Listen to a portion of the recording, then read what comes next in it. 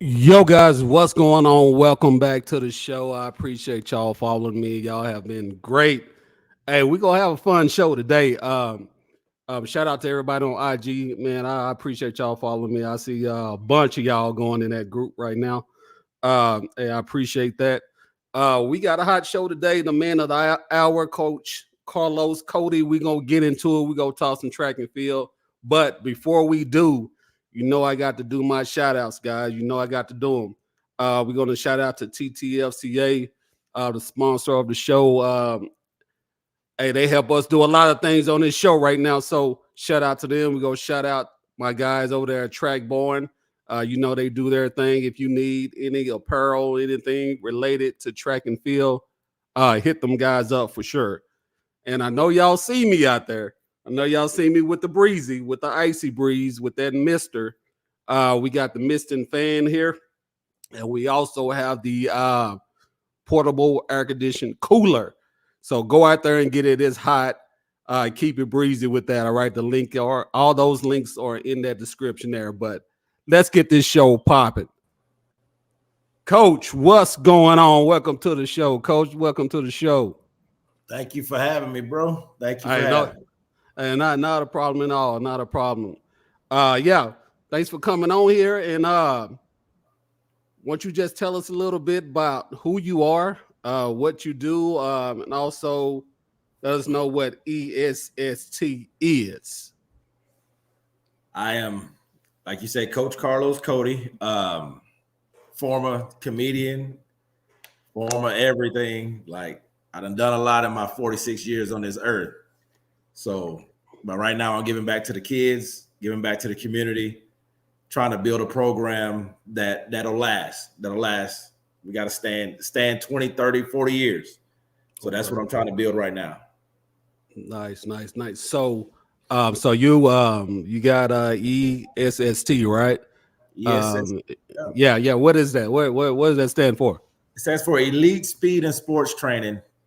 Okay, so it's not established, it's not any of that. It's Elite Speed and Sports Training. So I started with a track club, Okay. Saginaw Elite Track Club, and that grew so fast and so big that I had to get my own training facility to do it properly, to give the kids exactly what it was they needed.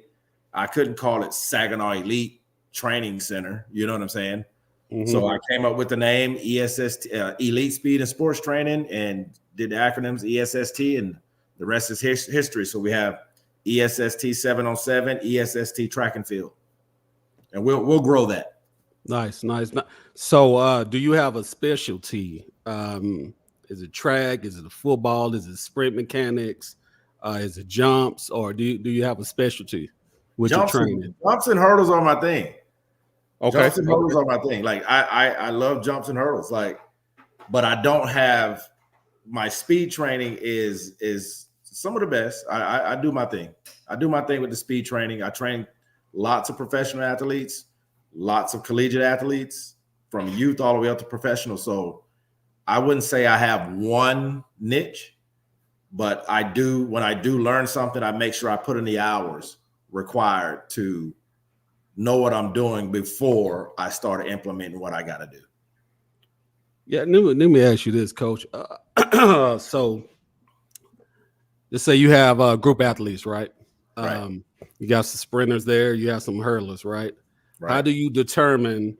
You know what, this sprinter here will be better in hurdles, right?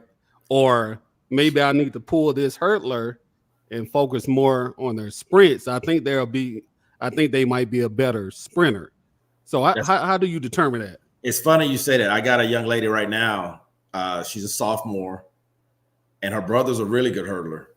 And she's so new to track, and she's pretty tall. She got pretty good foot speed, but her school had her running the 800, which I'm like, okay, she can run it. You know, she ran it, but she just ran it. You know, 225, 224, but she was a 103 400-meter girl, but they ain't never trained for it. So right now we're working on her with the 300 hurdles, And once I get the foot speed, I'm going to introduce her to the 100-meter hurdles. Nice. And it's you have to be able to see it. It's a coach's eye you got to have. And there's plenty of hurdlers that I have that I also have sprint as well. You know, and so it's not, oh, you're a hurdler, that's it. You're a jumper, that's it. You have to be able to. Colleges don't want that one-trick pony unless you are in high school a 25-6 long jumper, or you're a girl dropping a 12-9, 3-13, 4 in the 100-meter hurdles. And if you're doing that, yeah, you can go to college just to hurdle. But if you're in that 13-9, 14 low, you better add something else to your repertoire for you to go get the money in school.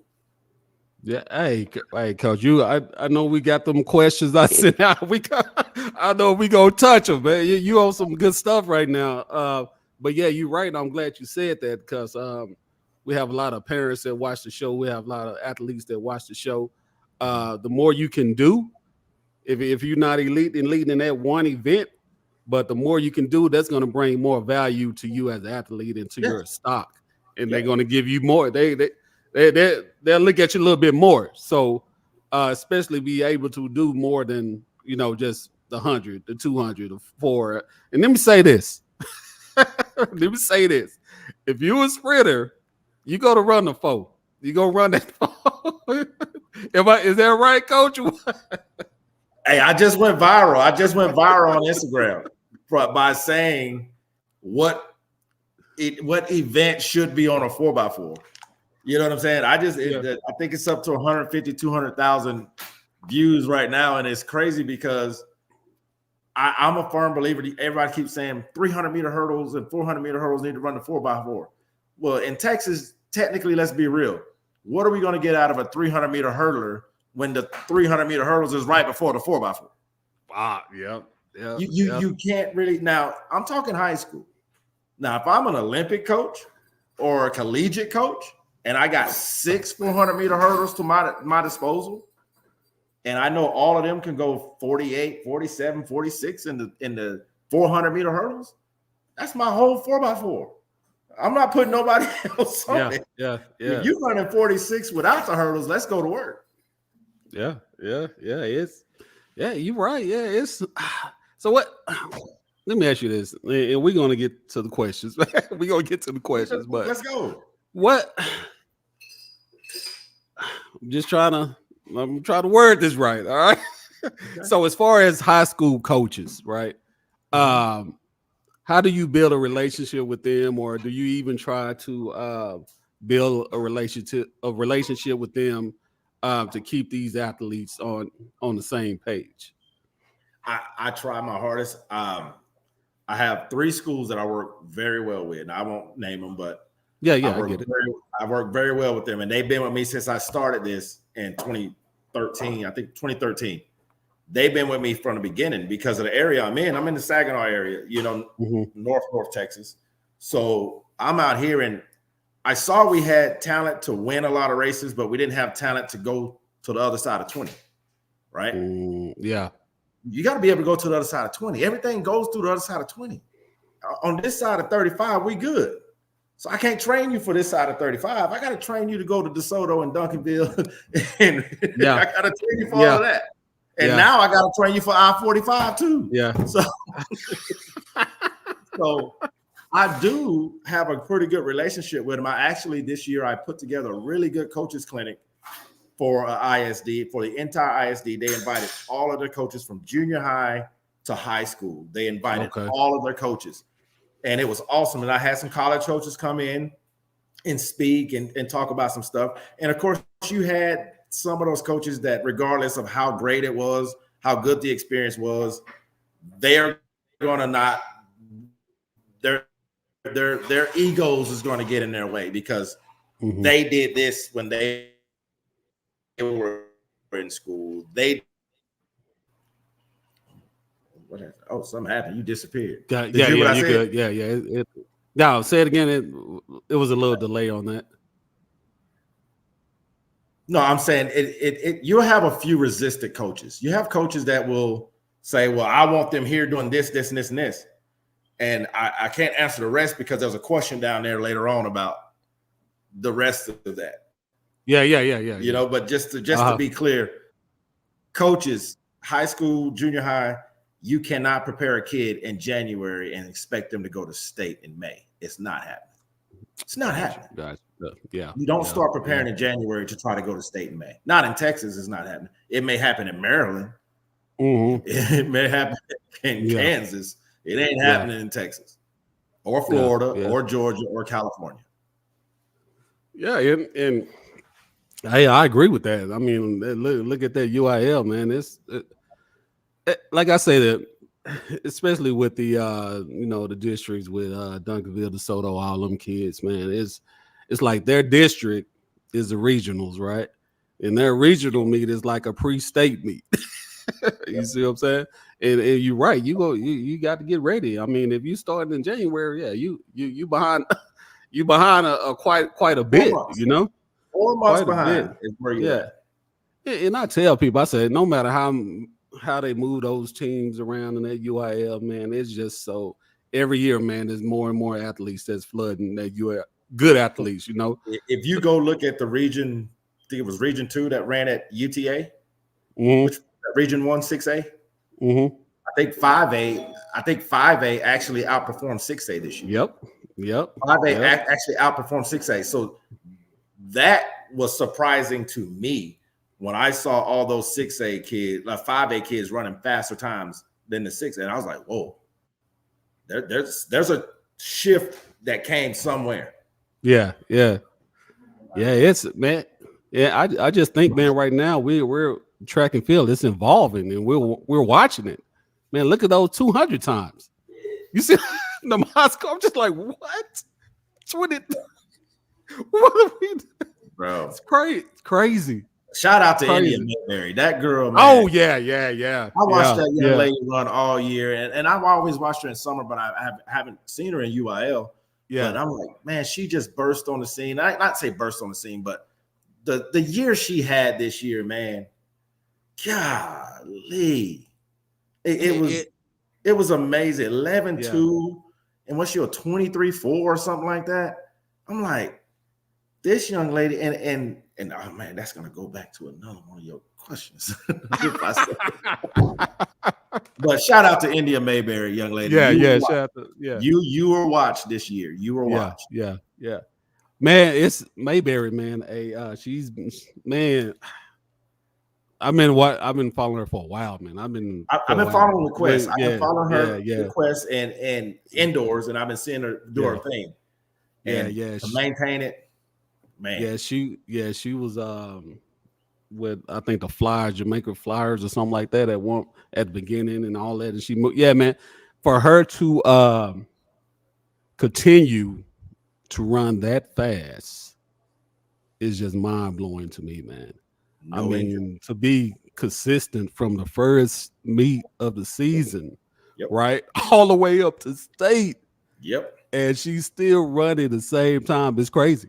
It's crazy. But shout out to her. So this is what we'll say on that. So I'm going to go ahead and skip to your question about that. Yeah. You run fast early. Will you still run fast late? Obviously, your ass. Answer that. Obviously, you will run fast early and faster late. Yeah. Doesn't matter. That's it. Go ahead. People gotta understand progressions, man. You gotta understand how to prepare these kids. That's why I say you can't start in January. Yeah. Yep. She got her body right. She got her body right, man. Yeah. And if you look at her, you wouldn't even say, "Oh, she's fixing to go kick everybody butts on this track." But you can tell she trains. Yep. And hey, if she run that 11-2, she just walk off and mind her business. Like, whoa, you just blew everybody. Insane. Yeah, man. Yeah. She's the real deal, man. And shout out to her coaches and her camp, man. Y'all doing an excellent job, man. I did hear and I did see she's going to TCU. Yes, she just saw the commitment. I think I saw it yesterday. She was committed to TCU. Yeah. That's awesome. Yeah, she's going to TCU. Is Gray? Is she a senior down there? I'm not sure. Whatever. She's a senior. She's a senior. Yeah. Okay. Cool. But But yeah, let's get into these real quick. So how do you prepare your athletes to compete with transfer portal athletes, or do you even mention the transfer portal to your high schoolers? No, they know about it. I mean, and the cool thing about this question is I got 2 that left out last year that are in the portal now. I actually went out and had some really good seasons, and they're in the portal now just because of these coaches in college got to be able to tell the truth. They need to stop lying to these kids straight up, like especially when it comes to track and field. They say what you want to hear. And so what I'm going to say is no, like you're going to go in. You may not get all your money up front, but you can go earn all your money.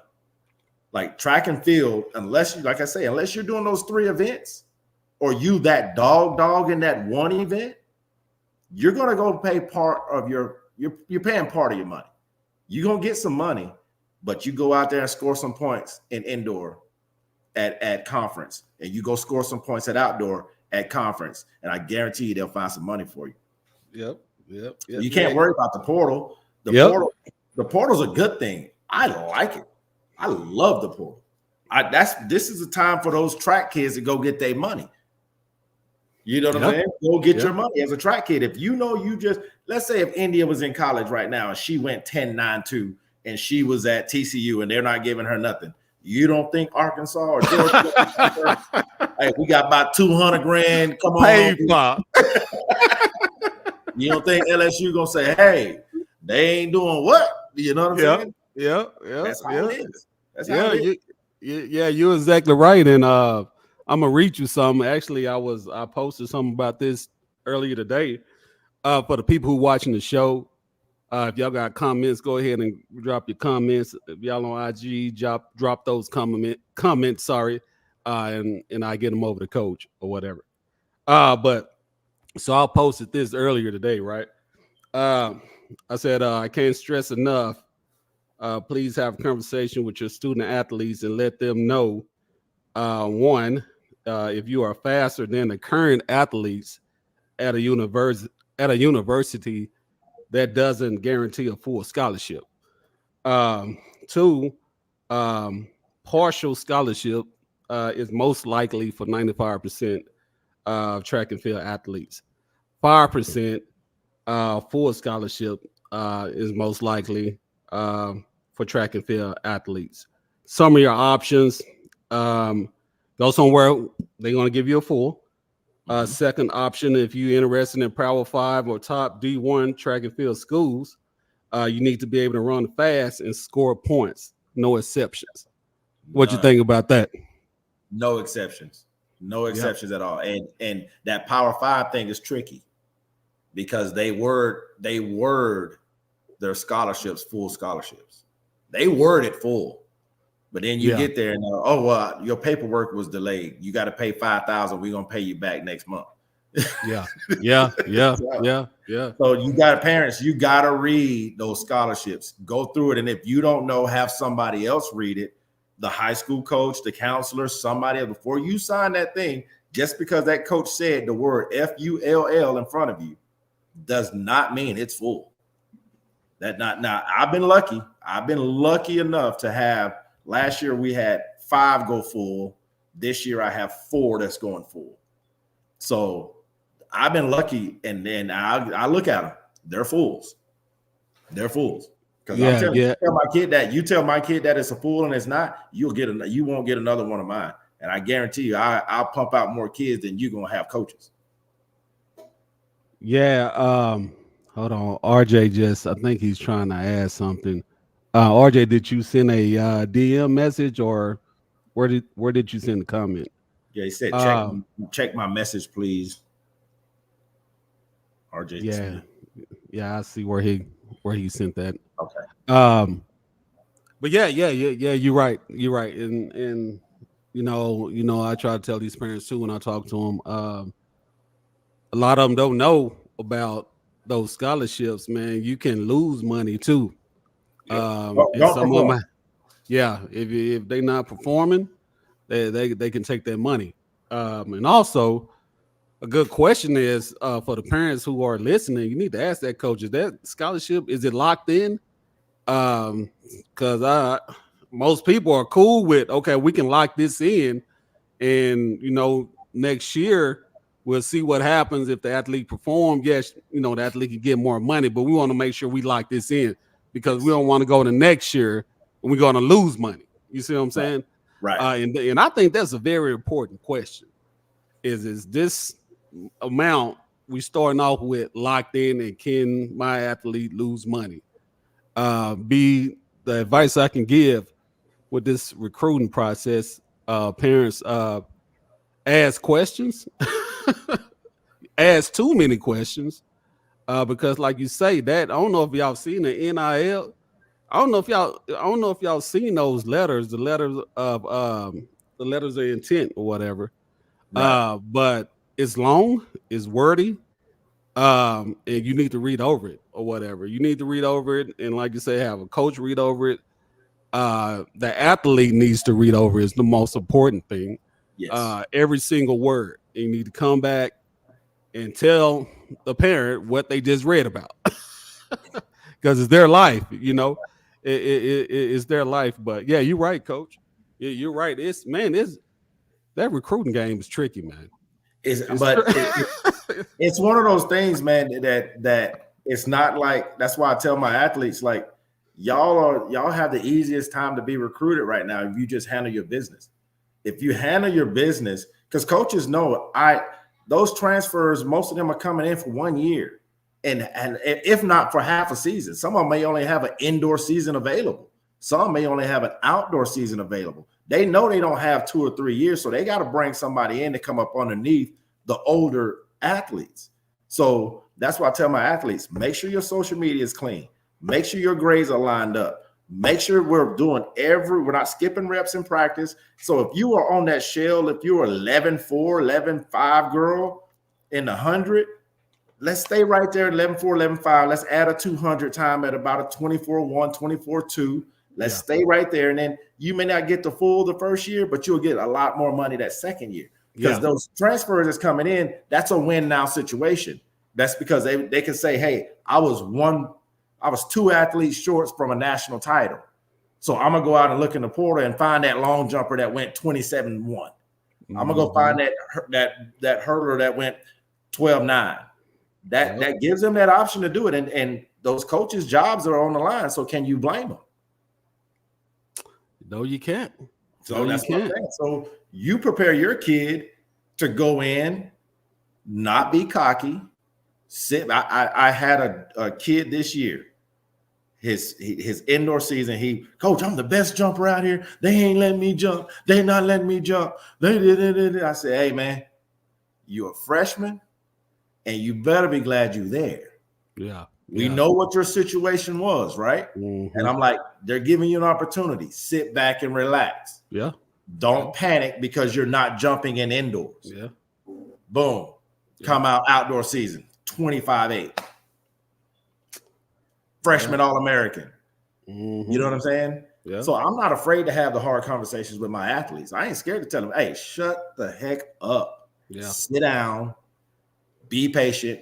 Yeah, the coach knows what he's looking at. Yeah. So just look at it like this. You got an extra year of indoor left. Yeah. So you got full 4 years of indoor left. And he's happy. He just got back from Nationals. Nice. I mean from the meet to go to Nationals out in Arkansas. Okay, so he headed to Eugene. No, he ended up not making it. He missed the cut in Eugene. Oh, did okay. He missed the cut in Eugene, but he made it to the Arkansas meet. Okay, nice. And all that. So it was like freshman year. You're an All-American. Can't beat it. Yeah.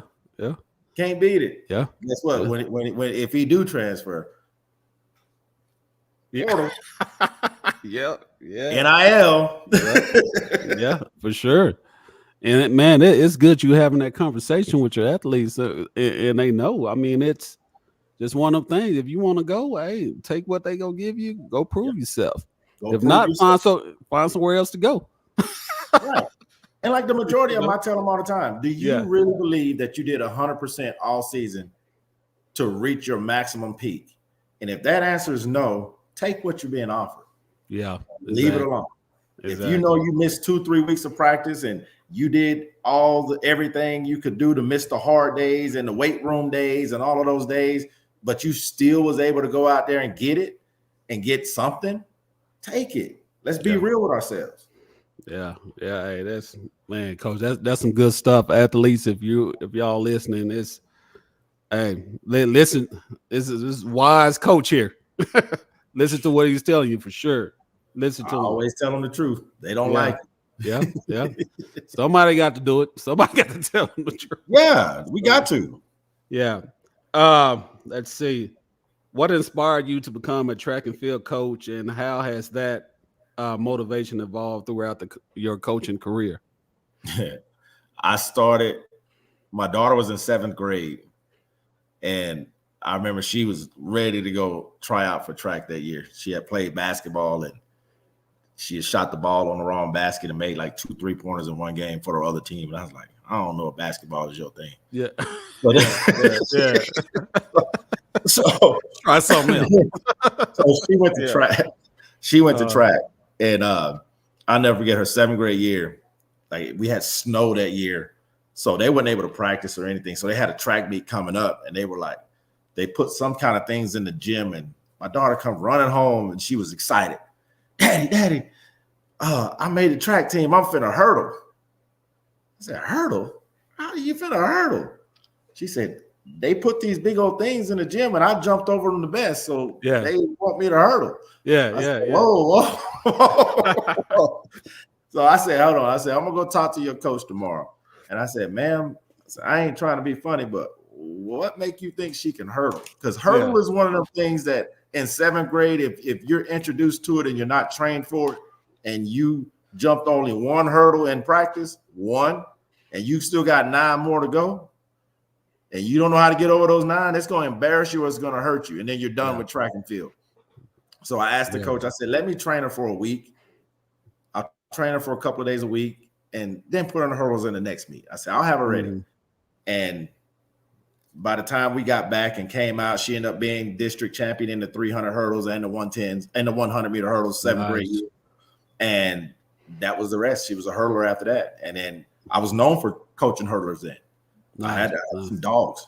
One district, I had 1st, 2nd, 3rd in district. It was crazy. Oh, wow. So how do you prepare them mentally with falling on the hurdles? Now, before I would train them, especially if they were new, we would only train on the turf. So if you flip the hurdle, you got to learn to attack the hurdle. If you attack the hurdle and hit it on and fall on the turf, you're fine. You're fine. But that's where you start. When I start them on the turf. You know what I'm saying? I'm not going to start you on the track trying to hurdle. Let's get on the turf. Let's attack these hurdles. Start with the small wickets. Let's go this. Let's go that. Attacking. But we're doing it on the turf. So if you fall down, it ain't going to hurt. Yeah. But you eventually got to fall on the track. But when you fall on the turf, I mean, we're going to go a month and a half, 2 months on just turf. Yeah. Yep. Yeah, yes, I know that's especially with beginners. I know. Well, I'm not a hurdle coach, but I have been to a lot of meets, and especially in junior high, man. Some of them falls are just, and for the most part, junior high, they're not getting the coaching they need on how to jump them hurdles, man. Hey, man, I've been seeing people running and stopping and jumping straight up. I'm like, I know this kid did this in practice, so who said that it was okay to do that in front of 200 people?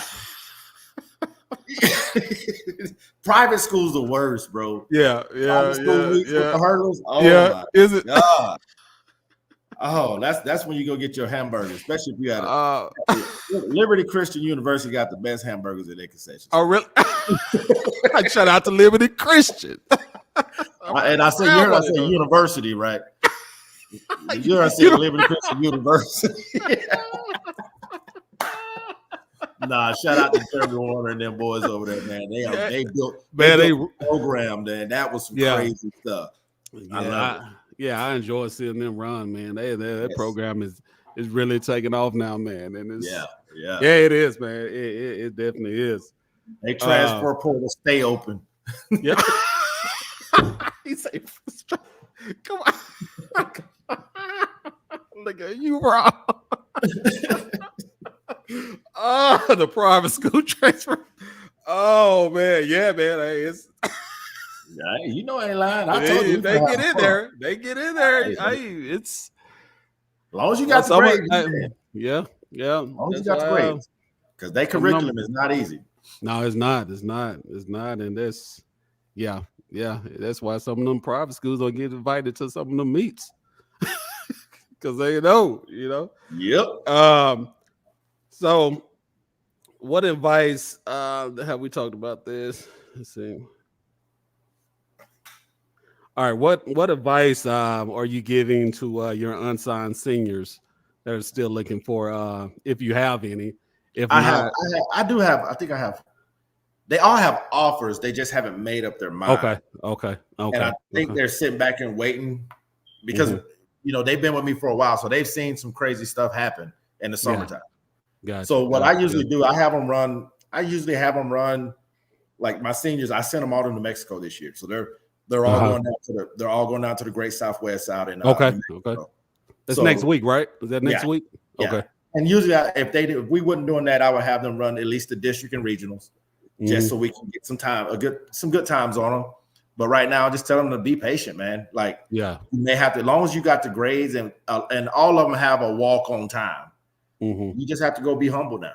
Yeah. Because it's a lot of them I only had for a year, and you and I both know that I can make some changes, but I can't make drastic changes. Yeah. And if I did make drastic changes, you may end up hurt your freshman year in college because I had to put you through the ringer to get it out of you. Yeah. And that's why I can't do it, because I got to have you walking on, and then they're saying, hey, this kid here there's some upside to this. They got to be able to see the upside. But if they go in limping, they walking wounded because I ran them to the ground just to get them to run a 11-7, you know what I'm saying? I can't do it. Yeah. I won't do it. And I just tell them, be patient. If we have to walk on, let's go walk on. And a lot of mine got some really good grades, so they get a lot of academic money. That's good. Because we stay on them about grades. I stay on mine about their grades. Yeah. So grades is definitely number one. You got to have those academics too. It go hand in hand because you can't run forever. Like I try to push mine into those dual credits, like to go to take those college courses if you already finished with your high school stuff. Get those dual credits out of the way, and then you walk into college. Make sure you're looking at schools that these classes that you do take can transfer to. So when they transfer over, you're walking into college as a sophomore with 4 years of eligibility. So, yes. That's coach. I'm telling you, man, that's some good stuff. Do you have like sessions where you talk about recruiting, or just kind of when you out at practice, or whenever they come up to you, or? No, I bring coaches in. That's good. I bring coaches in and they talk to them. I bring coaches in. I try to get all the local colleges to come in and speak to them and let them know the process. I mean, we've had, the good thing about my program is, I'm co-founder. Me and Kenny founded the North Texas Jump Showcase. And that's one of the biggest jump showcases in the United States of America. When that happens, you got 60, 70 colleges here that weekend. And I tell my kids, if you're a junior or senior, you need to be talking to them. This is the last day you can do it. Ask them about recruiting. Like, don't be afraid to go introduce yourself to a coach. And that's what I had to teach them this year. Like, my kids were talking. They were like, hey, especially if you perform. If you didn't perform, don't say no just yet. Don't say no. Because then that means they say, hey, I saw something in you. Don't go talk to them. Let them come talk to you. That's you're right. Man, you got some this. So for those that don't know about the jump case, the one for next year, do you have it scheduled yet? It's gonna still be the second week of December. That's strategic. We do that for the reason being that that's the last weekend of recruiting. That's the last weekend that you can talk to a college and a college can talk to you. So that's not going anywhere. Okay, nice. So if y'all trying to check that out, make sure second week of December. It'll be second weekend of December. Okay, nice. Real quick, shout out your social media handles real quick. You want to follow me at the gym is elite_SST. And me personally is 3C's CCC_speed. I think it's underscore. All Is right. it underscore? I think it's 3. I don't think it's the underscore there. It's 3C, number 3C speed. I think that's Twitter though. Yeah, that's Twitter. Yeah, that's Twitter is the number 3C, then speed. Let me ask you this too. Sprinters DNA, is that a thing, or these elite athletes, do they have some type of gene in their blood, or were they built by coaches and trainers, or can it go both ways? What you think? That's a double-edged sword, because you can get that natural sprinter. Some people just, we all got the story of the kid that never practiced but ran a 4.2. Yeah. This dude was just fast. But that was back when we was growing up. But now it's a lot of DNA in it. Yeah, your genetics, but you can overcome genetics. You overcome genetics with training, but that training can't happen at 16, 17, 18. You overcome genetics and training by training at 8, 9, 10, 11, 12, and training up to where they understand what a high level of training is, what a high level of performing is. So I have a young lady that's 8 years old, 9 years old, and she's 250 in the 251 in the 800. Now I don't know if either her parents ran track or not, but you can tell that it was from the work that she's done that she's to that point, right? So if the DNA is 30%, I can tell you right now the work ethic is her 70%, just off how she actually comes to work. At that young age, she shows up ready to work and does not complain, does not cry, don't sit up under her mama, don't do anything. She acts like she's 10, 11 years old until she's put in a situation to act 8. Let's put it that way. Okay. Her training years are older than her. It's just the crazy part.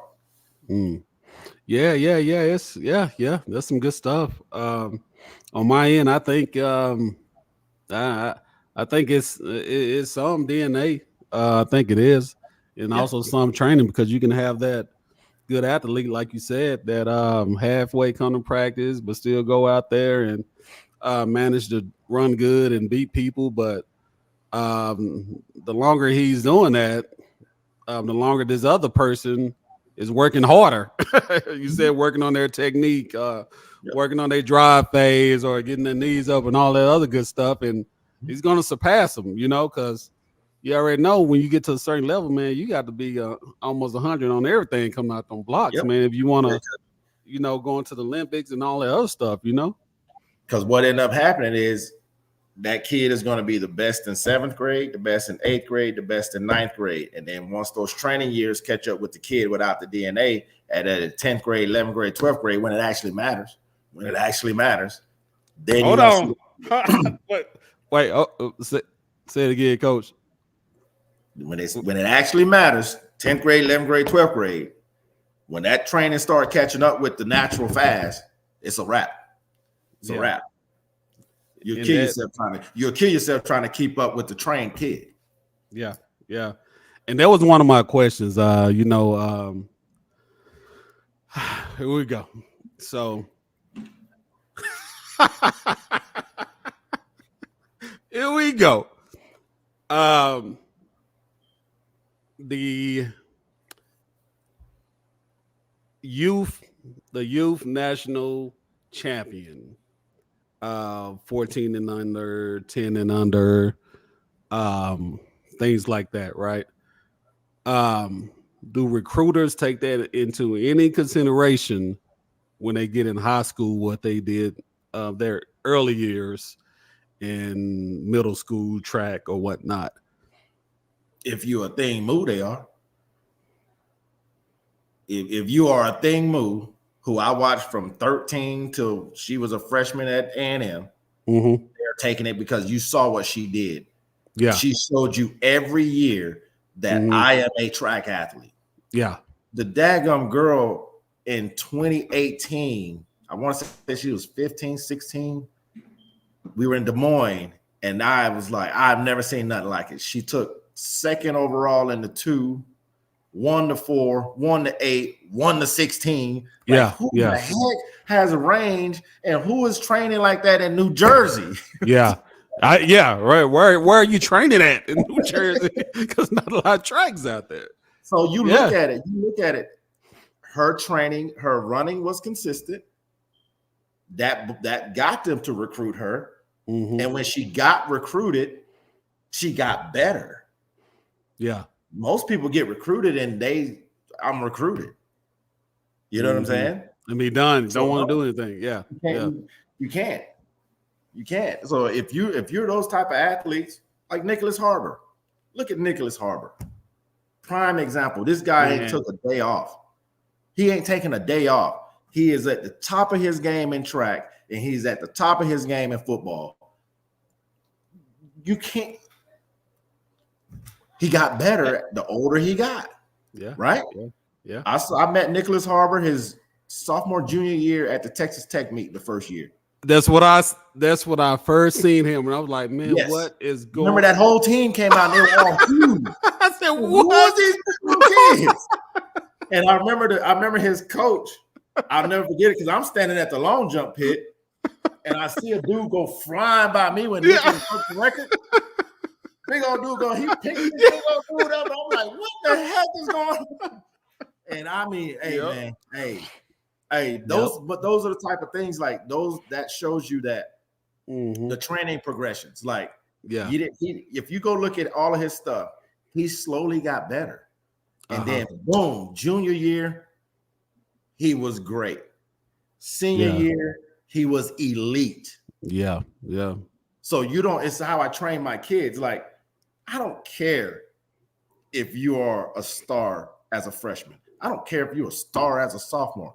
I need you to go from okay to good to great to elite. Senior year, you should be outdoing all 3 years combined.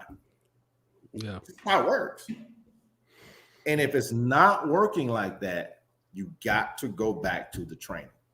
Yeah. Because if I started at a freshman at a 24.6 and all I'm running is a 24.4 as a senior, something ain't right. Yeah.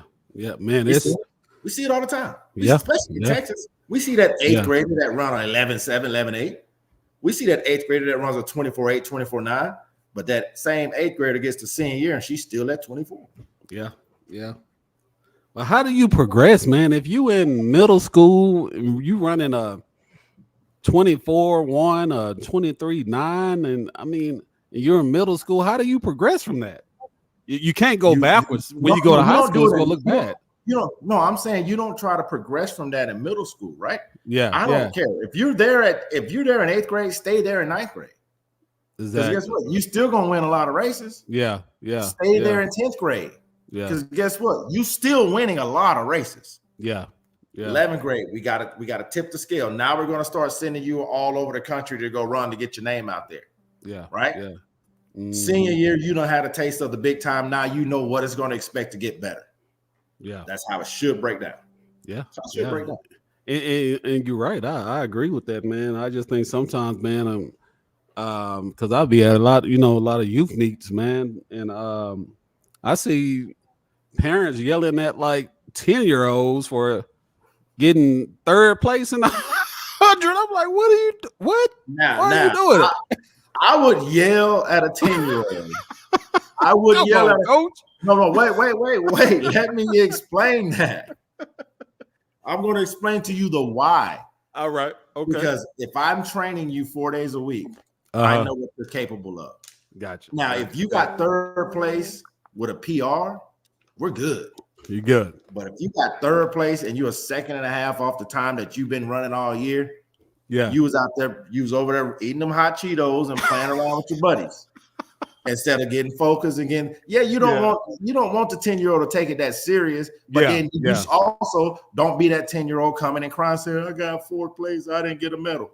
Got nothing to do with me. You were faster than all of them, but just not today. Today you wasn't. So you can yell at the 10-year-old, but I wouldn't scold. I'd be like, man, nah, that was on you. Man, somebody be rough, coach. I was like, God, man. Someone be rough. It's like I tell you, I don't care if you lose, but don't lose not hitting your number. Yeah. Because you're going to have to see me. You're going to have to see me. Don't lose not hitting your number. At least hit your number and lose. You know, man. Another thing, man, what do you think about these? Man, I hate this, man, too. These meets, just like the important meets, not having wind gauges, man. I seen a couple of UIL district meets and having any wind gauges out there. And when these coaches are recruiting, man, you know they're going to look at the wind. And I think it's important for the athletes, man. And they running good at district. I think it's only fair for them that they have some wind gauges out there because it's going to affect their recruiting, man. Somebody girl go 11-4 out there or whatever. Coach, first thing he's going to ask is, what was the win on it? I mean, what was the win? You know. But I just think, man, I get the meets leading up to district and the regionals. I get that, not having a win gauge, man. But those big meets like that, come on. I just feel they need to have them. What do you think? Here's the thing. And this is what I don't like about UIL in Texas. Not that I don't like it. I just wish it changed. You can't do all of that everywhere. Right? Yeah. But if you do the district, regional, and area meets on weekends only, not Saturday, I'm saying maybe Friday, Saturday. Those non-gauges, they're Wednesday, Thursday meets. You may not be able to get the guy that got the wind gauge system to come out on a Wednesday. Yeah. You may not be able to get them on a Thursday. But I think those type of meets, for one, we're getting shortchanged. We're getting shortchanged as consumers that's trying to go watch track and field. And I say we're getting shortchanged because we're not getting full potential performances because you got India Mayberry running at Boswell High School on a Thursday and she goes and runs a freaking 11-3 and nobody saw it. Yeah. Until somebody posts it. Yeah. But if India Mayberry is running on a Saturday afternoon in April when it's perfect weather 9 times out of 10 and at those times, great weather, and there's 5,000 people in the stands, that 11-3 may turn to 11-1. Yep. She don't have to wait. And then India turns around and goes to Austin, and in front of 20,000 people, she's already been put on the big stage. I saw 5,000 at district. I saw 7,000 at area. I saw 9,000 at regionals. Now I'm going to see 20,000 at state. That takes kids to a whole nother planet. Yep. When you see that. Yep. So I say that to say they may not all be able to get wind gauges because the shortage of timers. Gotcha. I got a timer system, but I don't have a wind gauge. So little Joshua High School got to take what they can get. Gotcha. Because the wind gauge is in Allen, or the wind gauge is at Duncanville. The wind gauge is in Houston. You see what I'm saying? Yeah. Trail ain't gonna have the wind gauge. Yeah. So that's one of those things that they got to restructure how us Texas consume track and field. Yeah.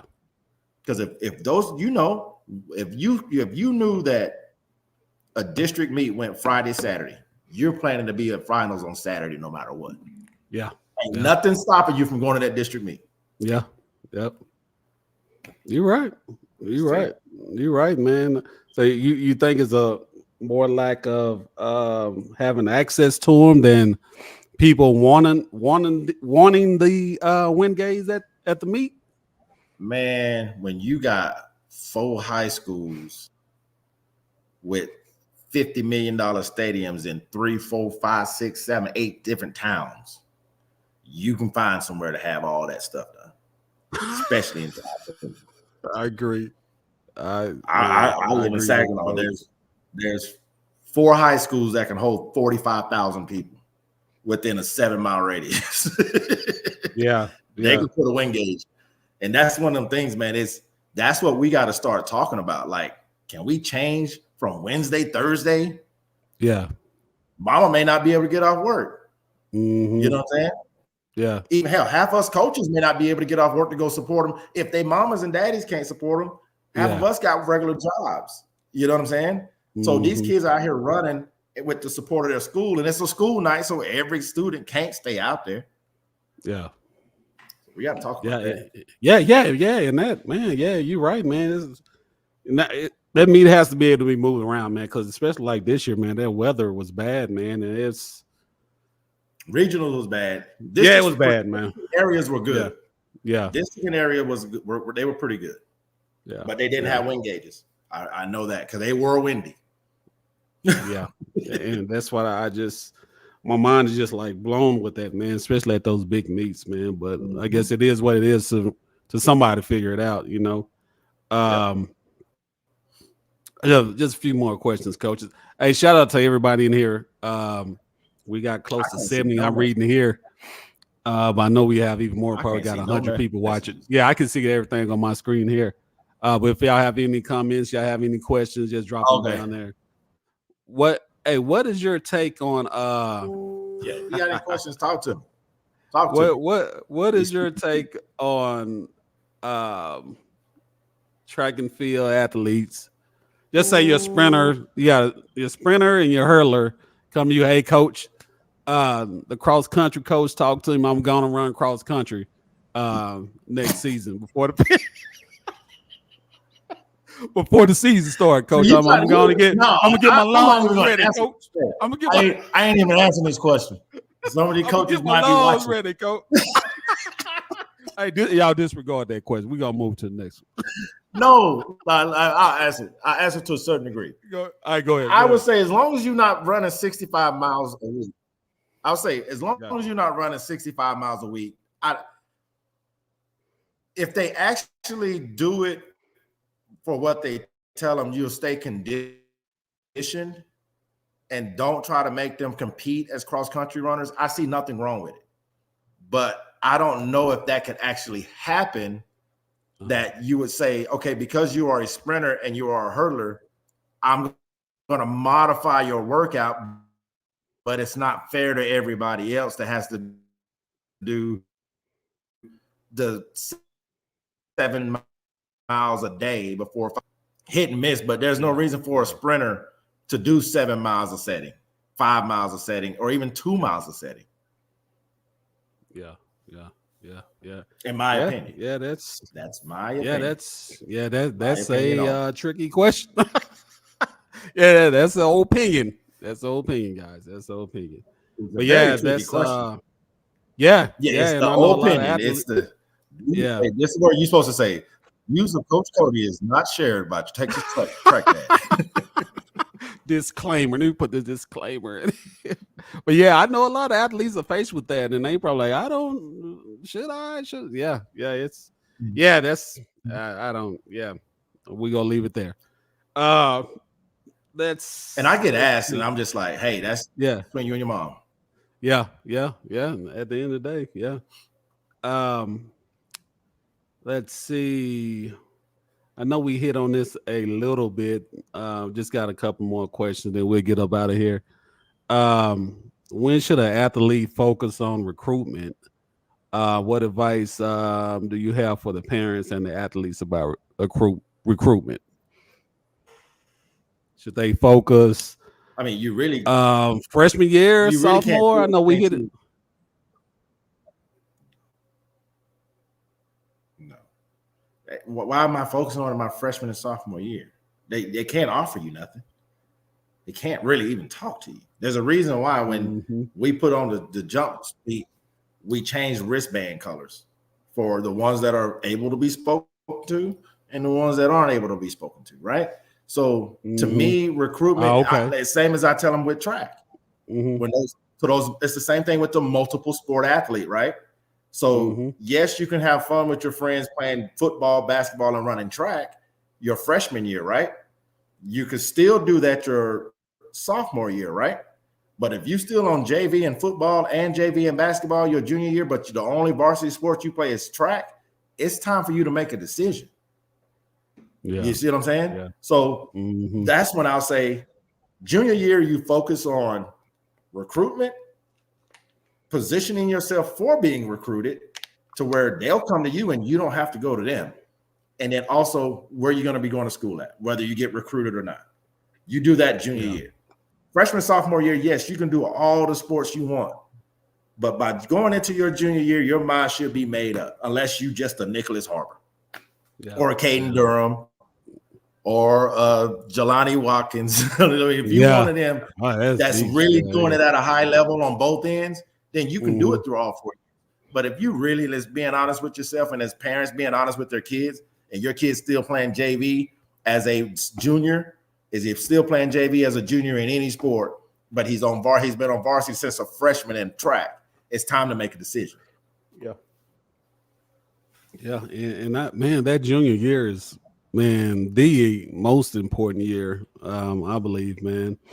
But like you say, you need to build up to that. You can't come in. My nephew, he doesn't run track. My nephew doesn't run track. I actually had him run track his junior year. And his junior year, he went from rank 54 in Texas basketball, I think like 108 in the country, to by the time he came into the end of that junior summer, the end of his junior year and into that summer of his junior year, he was #1 in Texas. And I think he was number 36 overall in the nation. So that's how important your junior year is to you. Man, it is very important, man. And that junior year lead into that senior year, man. Those seniors, man, they're dangerous, man. Because some of them might be running for some extra money. Say they are dangerous, you know. Hook them horns.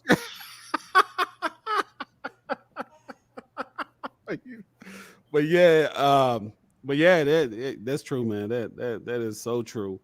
Do you believe private school versus a public school affects the way athletes going to be recruited? No, I think they get more looks because you can be, to be honest with you, you can be walk-on status in private school and probably get a full ride just because they know you're going to have the grades. Yeah, they know you're going to have them. So you can be a 24/6 girl. You can be a 24/6 girl, 11/7, 11/8 girl, 18-foot long jumper. And guess what? You're going to get that full ride because guess what you do have? A 4.4 on a way down. You know what I'm saying? You ain't 3.7, you 4.4. Yeah. Because that's what people got to understand too, is you see those athletes like, how did this person make it in college? They had a 4.4. They had a 4.4. Yeah. And they still got to keep their grade, but the GPA, the team GPA, still got to stay up there. Yeah, man, I agree, man. And I always say, if you got the talent, you have the ability, they will find you. Recruiters and coaches, they will find you. Just keep doing you, do your best, and if you're a standout, coach is going to find you. It's 100% guaranteed, you know. And Miles Split, you got it's too easy to get recruited. Miles Split, athletic.net, as accurate and inaccurate as they are at times, they can break down your progressions for you with a click of a button. Yeah. They have a chart. I don't know, for the parents and athletes who are listening, Miles Split actually have a progression chart. All you have to do is go in there, go to your athlete's profile, hit their progression chart, and it's going to show their progression from the beginning. It's nice. And what's cool is it shows you where you are compared to seniors in college. Yep. At where they were at this time in their careers. And it'll give you a percentage, like you are 70% higher than the average kid senior in college at this point in their career. That's some cool stuff. Like, that's why I tell these kids, like, get on athletic.net and get on Miles Split and understand what it is you're looking at, because that's your free profile. You don't have to go pay for NCSCSA to do recruitment with weird schools calling you and you don't even know who these schools are. I've never even heard of them. And you can do your own recruitment, because I do all my recruiting for my kids. I send all their stuff out for them. All I got to do is send their name here. And if a college say they don't have the login, I send them my Miles Split login. Like, here's my login. And they'll go look at the videos and all that. Yeah, Because Coach, I'm glad you said. Yeah, go ahead. Huh? You know, Miles Split also, if you run in those indoor meets and those big outdoor meets, they save all your videos under your profile. Oh yeah. They link them to. They link all that to your profile, so when the coaches go there, they can see all that. And and like those parents. Let me tell you. I'm gonna tell you this right now. Those recruiting sites or whatever, they're good if you use it free. In my opinion, it's just my own opinion, right? I pay $0, but they offer the free deal, right? So you can go in there, you can get questionnaires and stuff like that, which is good, right? And also sometimes the coaches can see that you actually have a profile on there, and they will email you and stuff like that. But paying $300 and I hear a parent, they got called by one of these places. They were talking about close to $1,000, man. I'm just like, no, you don't have to do that, right? Market your athlete. It's not hard, right? They need to make a list of where they want to go, the schools or whatever. And the majority of the schools, like 98% of the schools, they have the questionnaire on their website. If you just go in there and look, if not, reach out to the coaches, DM them. Just do the legwork. Don't go out there and pay nobody $800 to do something you can do yourself. 90% of the coaches have their emails and cell phone numbers under the school website. The only one that I've seen that don't is Deion Sanders at Colorado. Yep. They don't have their information in theirs, which is understandable. Yeah. Go there. But the majority of these schools, they're in there. Yeah, go in there and I'm gonna tell you this. Don't go on there bothering LSU if you ain't at LSU numbers. I'm gonna tell you that too. Don't do it. Don't do it. I tell mine all the time. When I ask them and I say, you can't have LSU dreams with TCC work ethic. That's just what it is. Yeah, exactly. Know your value. Reach out to that's the coaches you need to reach out to. Now, if you were progressing well to be with that LSU, whoever, do what you need to do. But that's just my 2 cents on that, Coach. Last question, Coach, and we're going to get you some shout-outs. This is one of my most important questions, Coach. Are you faster than TexasTrackDad?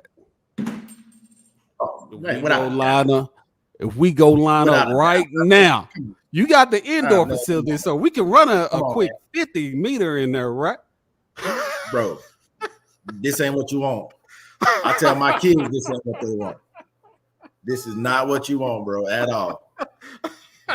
So I'm gonna say yes. I'm agree with you, man. And I can probably still jump probably get me. Yeah, you can get me. I have to show my kids sometimes. I have to strap them up so I can show them I can still go. You got to show them I can still go. I can't beat a lot of them. Yeah, but I know the ones who to mess with. Trust me. Yeah, I know. You know who to call out. Who to call out? No, I'm not talking to you. I'm talking to the other right. I was talking to him. Isaiah, get out my face. Coach, good stuff. You definitely faster than me, no doubt. But hey, I appreciate you coming on the show. Do you have any shout outs? Yeah, no problem. Just you have any shout outs or anything? Man.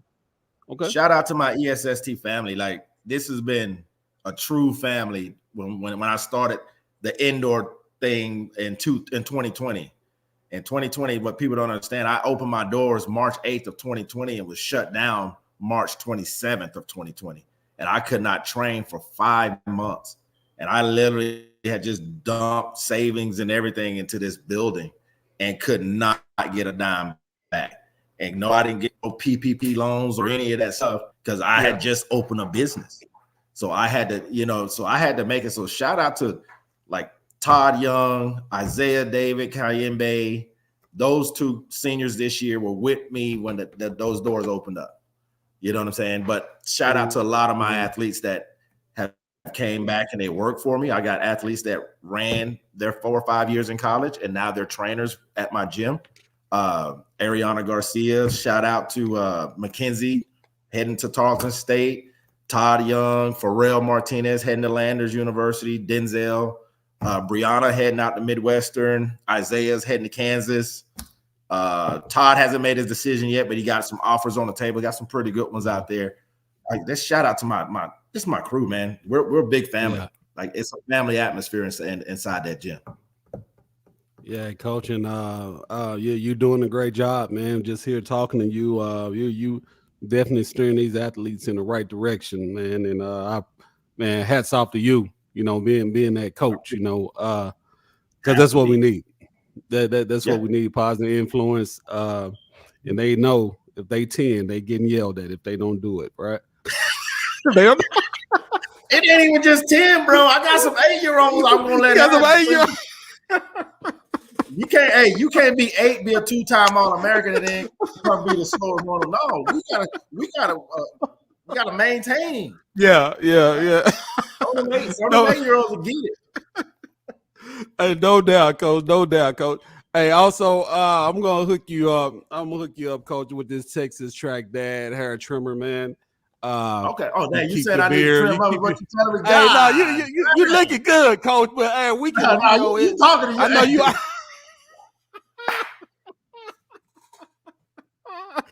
You said, man, I'm gonna give him a trimmer. That's messed up, bro. You gonna wait till the end of the show to do me like that? You good, Coach. You good. But you can take this with you, man. I know you be out and about, man, with the track and field stuff, man. I'm gonna get that to you, man. I get all your information, whatever. I get that to you, man. But I definitely appreciate you. Appreciate what you do, man. Keep up the good work, and hey, tag me on your stuff. I'll reshare it, man. And I got you. Hey, keep up the good work. Appreciate it, man. Shout out to you, man. I've been following your platform now for 3 years, 4 years, I think. Whenever you started, going into our third year, 3 years I've been following it, man. I love it. And all the viewers, don't take this personal, but it's just warming to see us together.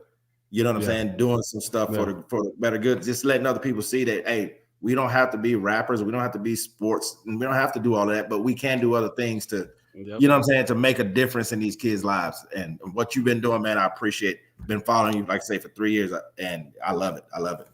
Man, I appreciate it. I'm still enjoying it. I'll tell you what, it's really taking off, man, because people like you and people who've been with me from the jump and new people coming in, man. You're gonna have to come broadcast live from the jump meet this year. Yeah. Hey, I could do it next year, man. Next year for sure. Because I got a lot of free time now. So y'all hear him, y'all heard him. So when I call him and I'll be there. I'll be there. And he done got his little Apple iTunes deal. He still got to show up in December, right here. You got my word, but if I don't have to go out for a track meet for my daughter, I will be there, man. I will be there, no doubt. I know no doubt.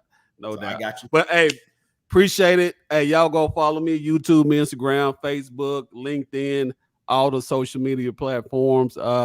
If you know of one that I'm not on, let me know so I can get on there. So appreciate y'all. We're out.